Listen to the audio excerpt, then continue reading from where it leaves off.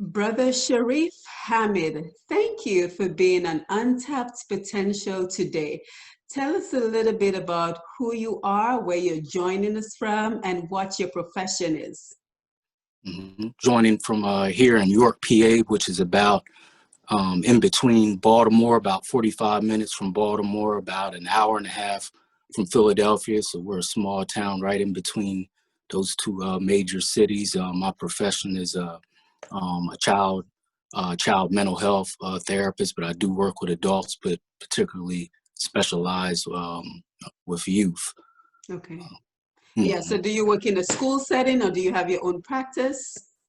I'm what you call a mobile therapist. So I go into schools with youth that, have mental health and behavior issues.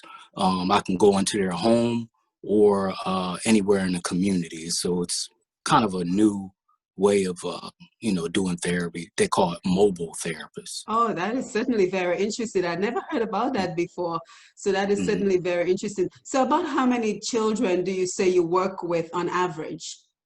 I have a caseload of about 10 to 15.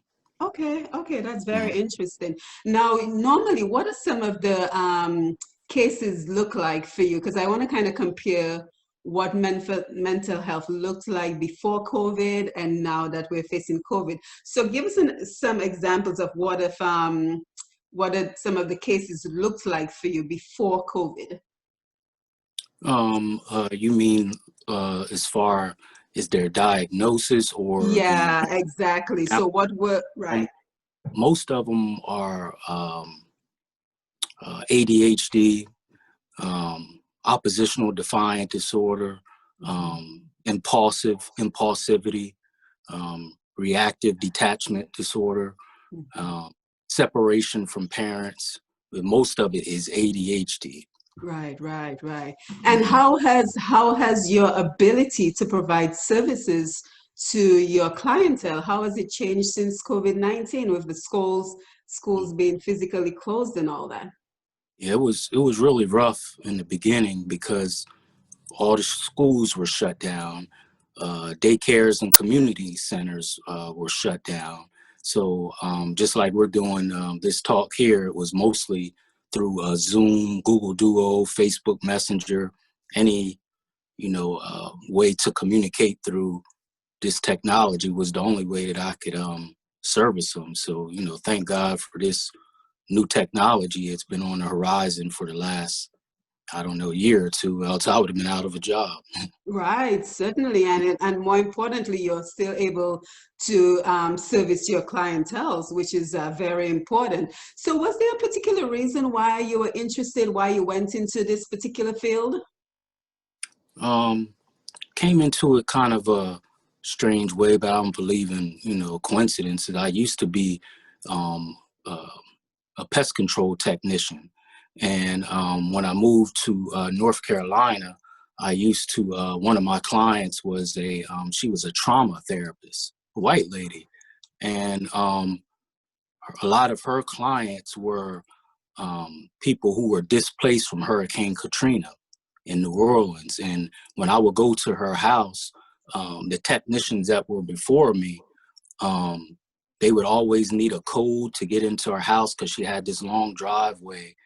And when I went there, she started kind of using me as her counselor. She would vent to me all the time because they say, counselors and therapists need a counselor and therapist, Yes. So she would vent to me so much that when I would get back to the office and they would look at my timesheet, they would start joking with me saying, "What's going on with you and Mrs. So-and-so? It doesn't take that long to be at her house," so they implicating that something was going on.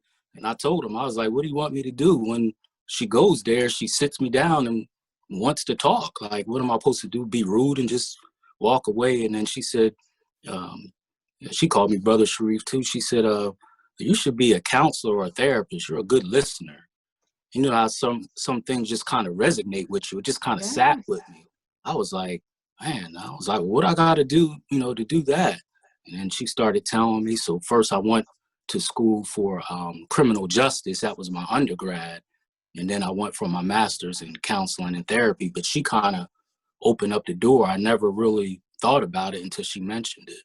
That is amazing. So she pretty much opened up a whole new world to you that you did not Mm-hmm. even know you were interested in at the time. Yeah, I mean, every time I went there, she was just, you could tell that she had a lot to get off of her Mm. chest because she was a therapist. But you can imagine being a trauma therapist. They see, a lot of trauma. They deal with a lot of, issues. So she needed someone to vent to. Every time I went there, that's what it was. Right. So So. it's like the profession called you. Mm-hmm. Yeah. Yeah, that's very Mm-hmm. interesting.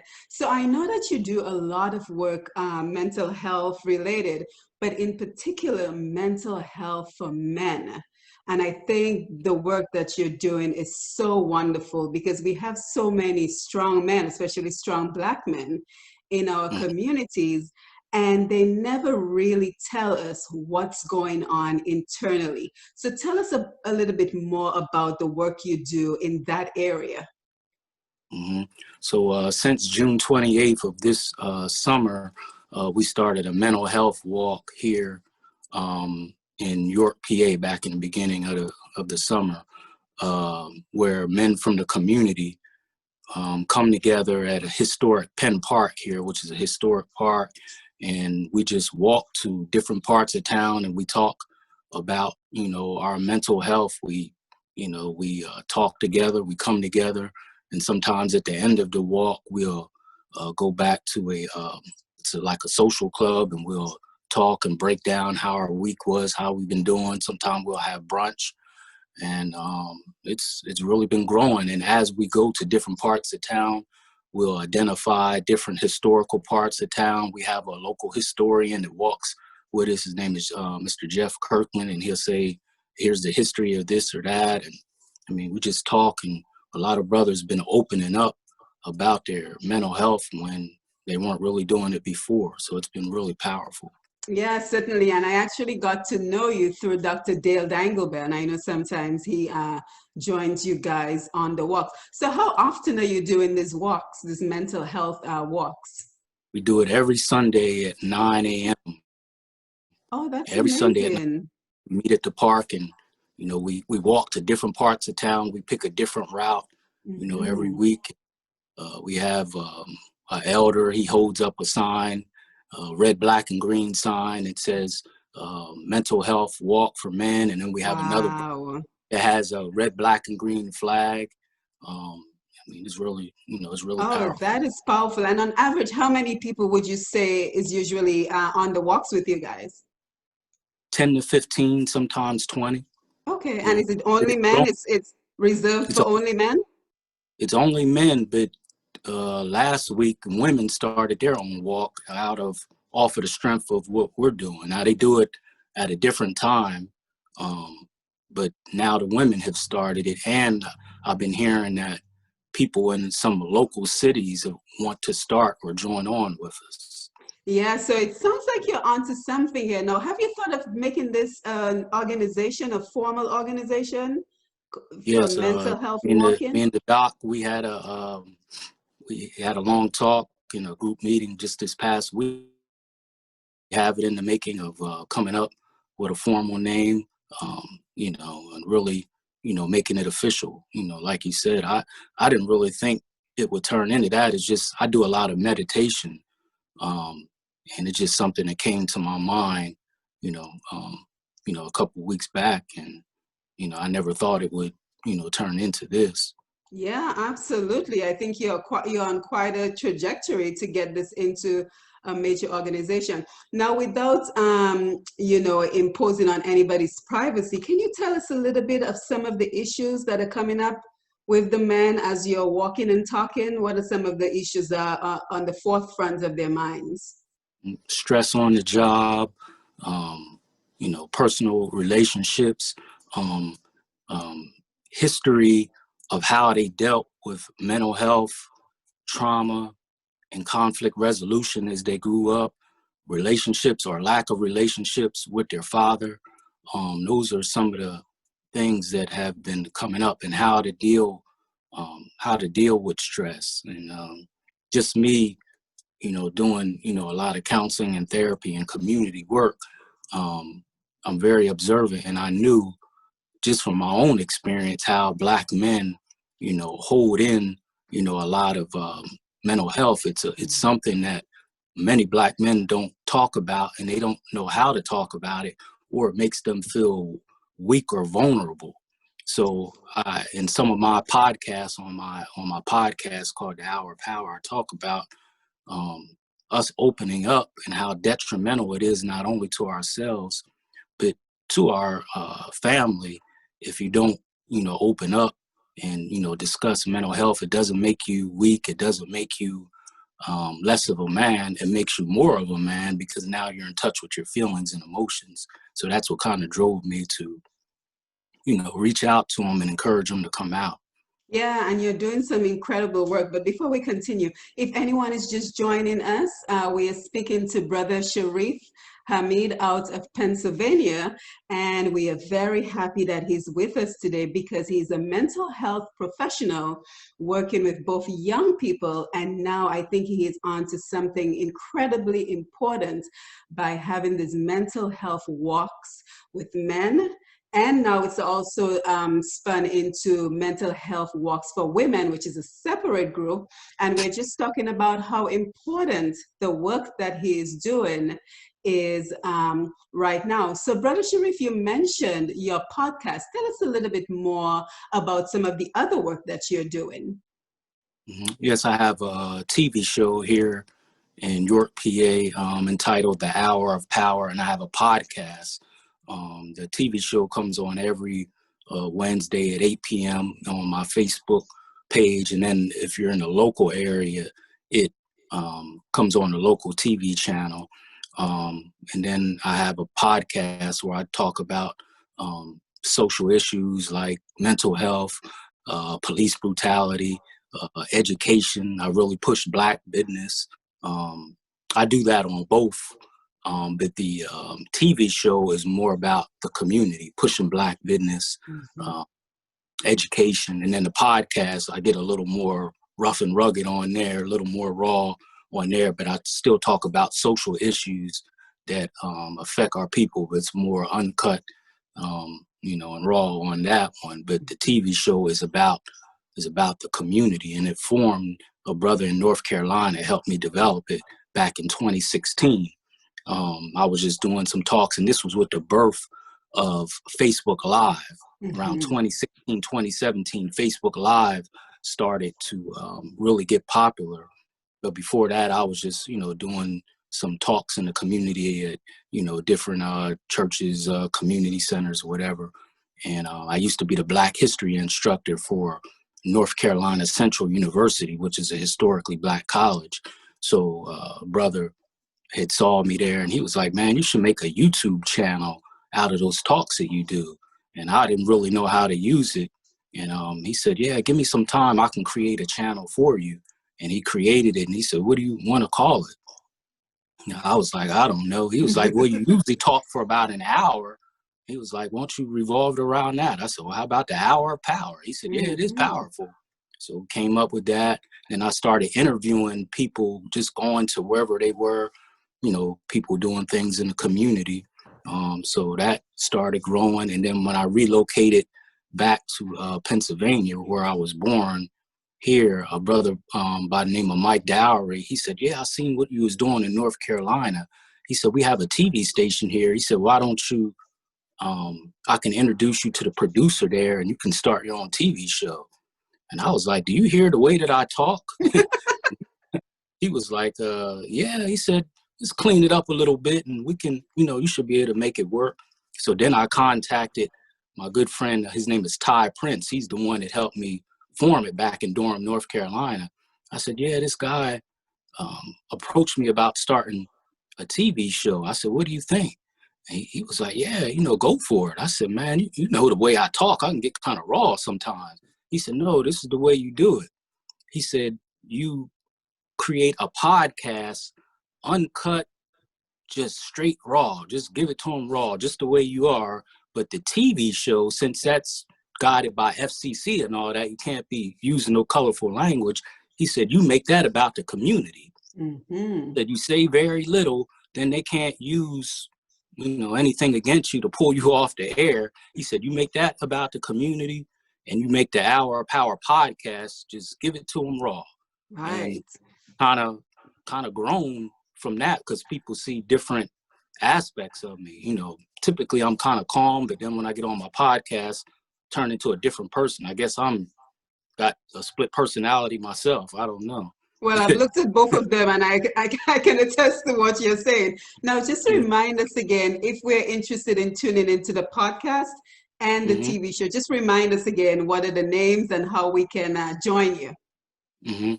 So both of them is through Facebook, because you would have to be here in York to tune into the what's on cable.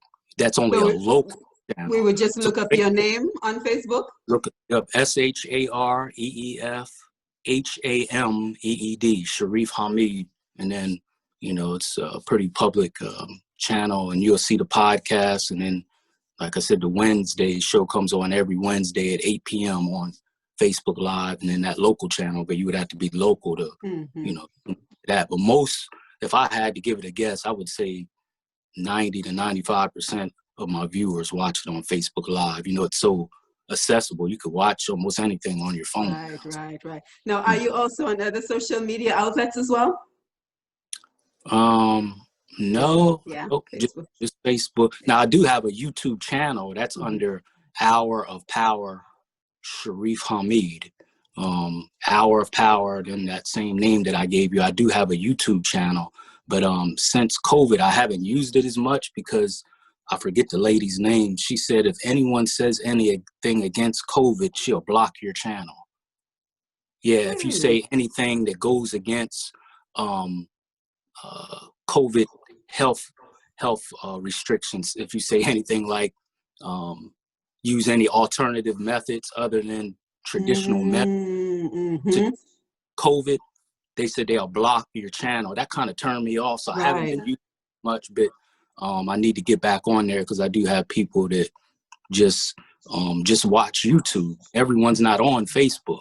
So some people, that's why I was asking, because not everybody's on Facebook. So I was just asking if you have an alternative way that people can tune in. So again, thank you so much for the very important work that you're doing, because as you know, it seems like the world is in a dark place, and it just seems to be getting darker now. We have to face wildfires and everything else that's going on in the world.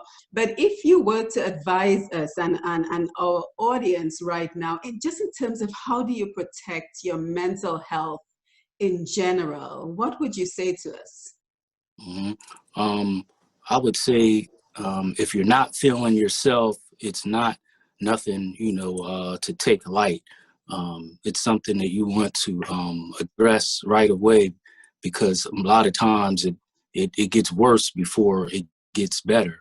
And unfortunately, mental health, whether it's depression, anxiety, whatever, they say anything after 21 days becomes a habit. It could actually become a part of your DNA. A lot of people struggle with depression early in the morning, which makes it difficult for them to move on with their day. Some people just lay in the bed all day. I had to go check on a brother the other day. He wasn't, attending, our mental health walks. And I'm like, if we can't help this brother, what's the purpose of the group if we're not helping each other? How can we help other people outside? We can't help each other. And I had to go check on him, and he was like, I just been in the bed, so it can actually become a part of your DNA and seem normal. So you want to identify it right away. And if anyone has seen or experienced any NA or AA meetings, before they get into any talks, the first thing they do is raise their hand and say, hey, my name is so-and-so. I'm an alcoholic. My name is so-and-so. So they're identifying the problem. Is when you identify the problem, you're already taking the first 1 or 2 steps to healing without even doing anything. So you have to identify it and accept it.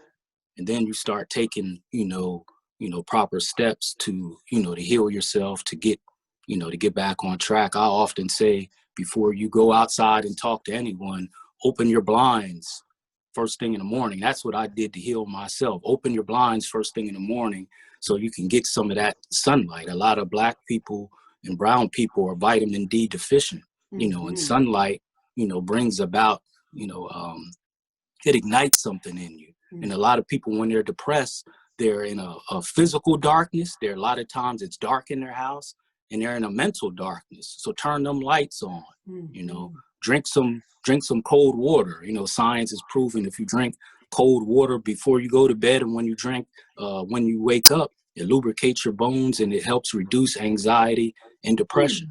You know, those are some of the steps I use. Take a walk in the morning, then you're igniting that serotonin in your brain, which reduces depression, you know, and anxiety. Practice spiritual social distancing. I said spiritual social distancing, meaning keep yourself away from toxic people. Oh, so good. So good, Brother Shareef. So important. You know, healthy people make other people healthy, and sick people make other people sick.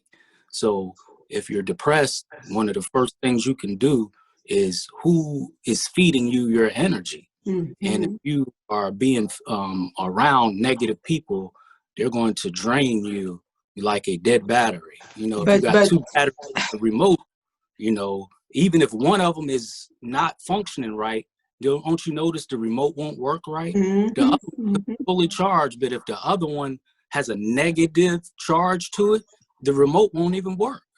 Brother Shareef, you are so right. But can I just be devil's advocate for a little bit? How do you avoid toxic people when they're right in your home? What do you do? You said if the toxic people are in your home? Yes. Well, they need to go.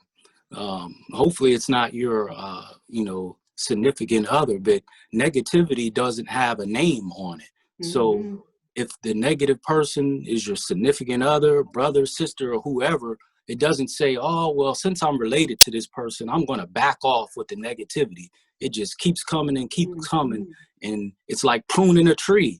And when you prune a tree, it don't take no prisoners. If the branch isn't healthy for the tree, that branch got to go for the tree to grow. So whoever is giving you negative energy, negativity doesn't have a name on it. They need to go, or they're going to take you down with them. Yes, so, certainly. It's a change. It's a reality that many people don't want to face. But if you want to move forward again, negativity doesn't have a name on it. Right, and this is certainly valuable information that you're providing us, because you know, unfortunately, in the Black community and even the Caribbean, where I am from, there just seems to be such a taboo, such a stigma about discussing mental health and just saying in general that you don't feel well, and people think that if you're depressed, you can simply shake it off. And so it's so important that we're having this conversation. But if I can, sis, it's historical. A lot of times we will blame things on ourselves and not know the root of it. If you go historically back to slavery times, there were doctors that will go from slave plantation to slave plantation, diagnosing African slaves with fictitious mental health disorders. And I have the name of it. One of them is called Dreptomania. And Dreptomania is a mental health disorder made up by a doctor by the name of Dr. Samuel Cartwright. And it was done to justify slavery. So these doctors will go from slave plantation to slave plantation in the South, making up these fictitious mental disorders to justify the slave master's captivity of us. They would say, look, they need to be here because they cannot survive without white supervision. You're doing the right thing. And one of the mental health disorders was called Dreptomania. It is still in the mental health archives of psychiatry. And they said Dreptomania, and he totally made this up, this Dr. Samuel Cartwright. He said that Dreptomania is characterized by slaves who have the propensity to want to run from their master and break their master's property. This is still in the archives of psychiatry. It's called That is unbelievable. I am sitting here and absolutely awed. I did not know this. Yes, and you can look it up. His name is Dr. Samuel Cartwright. And he said they will break their master's property and they have the propensity to want to leave, run. Never mind that they kidnapped us out of Africa and had us in captivity. He said them wanting to flee is a mental health disorder. And they would put us in dungeons. They said, see, these N-words are crazy. They're eating the mud in the dirt in the dungeons, but they didn't mention that they were starving us. They didn't have nothing else to eat. So they said these were mental health disorders. So I'm saying this, and I can go deeper in that. And the book is called The Physical Peculiarities and Differences of the Negro Race. This is this book that this Dr. Samuel Cartwright and other doctors came up with. And what I'm saying is over time, with us being diagnosed with these fictitious diseases, then we became reluctant to want to get help because we were already being diagnosed with fictional diseases. And you know, they say the worst thing that you could say to a Black woman is that you're crazy. She said, I'll show you crazy, right? So no one wants those labels attached to them, but it's historical, the reluctance of us getting treatment, getting help. It comes from slavery. Then as time went along, they were always diagnosing us and labeling us with these fictitious diseases, them wanting to take away our credibility by giving us medication and labels that we didn't deserve. This book right here is so powerful, hardly no one knows about it. It's Project called Psychosis. Protest Psychosis. Psychosis. Yeah, how in the 50s and 60s, when we were rising up against oppression here in America, they labeled us as schizophrenic to unjustifiably put us into psych wards. Many of the brothers and sisters in the Black Panther movement, the Nation of Islam, and other progressive Black movements, the heads of these movements, we saw them, but what about the countless brothers and sisters that was making the engine go, that was snatched off of the streets because of fictitious mental health disorders? They put them in mental institutions. It's an untold miscarriage of justice that hardly no one talks about. Many of those brothers and sisters were snatched off of the streets. They were put in jail, and then if they would resist, you know, the powers that be in there, they would put them into mental institutions. And this is what this book is about, Protest Psychosis. And you could see it there, how schizophrenia became a Black disease. So schizophrenia came here in 1915, supposedly, and most white stay-at-home mothers were the ones that was diagnosed with schizophrenia. They said that these mothers were stuck at home with 4 or 5 children as white men will go out and work, and it caused them to have to be delusional and to hear auditory voices, which is basically what schizophrenia is, but mostly white American women were diagnosed with schizophrenia. So how did it become a Black disease? Right. America did it with the rise of Black power and civil rights in the 50s and 60s. They switched it around to take away our credibility, because how is someone going to listen to someone that's mentally ill? Immediately, when you're tagged with that label, it totally takes away your credibility. And you know, Brother Shareef, that speaks to so many other important topics, because the false diagnosis and everything else, it leads to a mistrust of the health profession in general. And now we're seeing the results of this, because, you know, in terms of the news, you're hearing that, oh, not enough minority people are signing on for the testing of the vaccines.